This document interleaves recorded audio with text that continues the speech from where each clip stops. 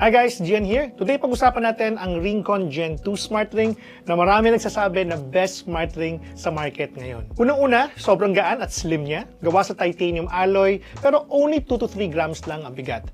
Kaya kahit suot mo buong araw, halos di mo mararamdaman. At kahit hindi nakalagay sa index finger, okay pa rin ang accuracy. Ako nga, suot ko sa ring finger at wala naman naging issue sa data.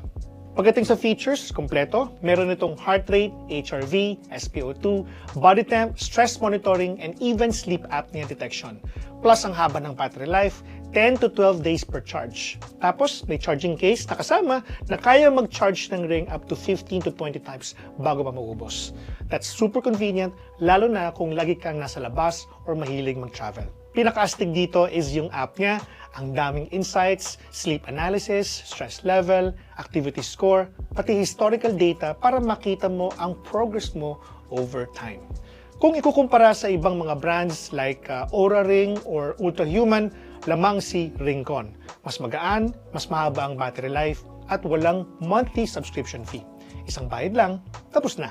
And yes, available na dito sa Pilipinas for only 19,490 via authorized retailers like Altitude and Zenith Philippines.